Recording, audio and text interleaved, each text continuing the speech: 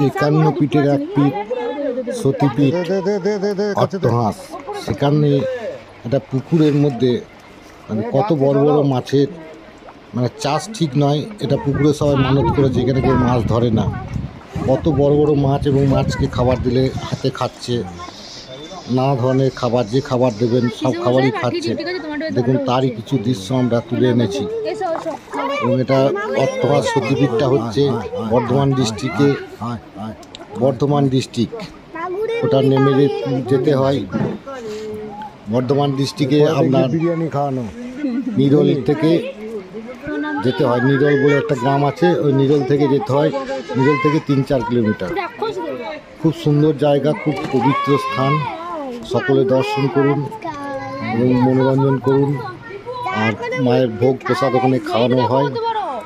ভোগ প্রসাদ আপনার সকাল 8টা থেকে 10টার মধ্যে টিকিট কাটতে হয়, 10:30টার মধ্যে।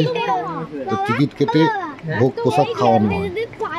এবং খুব সুন্দর ব্যবস্থা, চারিদিকে খুব সুন্দর বাঁধানো, সব কিছুই খুব সুন্দর পরিবেশ। এবং এখানে প্রচুর পাখি দেখতে পাবেন, বাদুড় পাখি প্রচুর পরিমাণে, অপরিযাপ্ত। এবং ওখানে মাছও ছাড়া হয়েছে, যে পুকুরটাতে মাছ ধরা হয় না, বড় বড় মাছ। আমরা কিছু ছবি তুলে এনেছি। আর মন্দির তৈরি হচ্ছে, বিশাল মন্দির, এখনো কমপ্লিট হয়নি, চলছে, কাজ চলছে। দেখবার মতো, সকলে দর্শন করুন।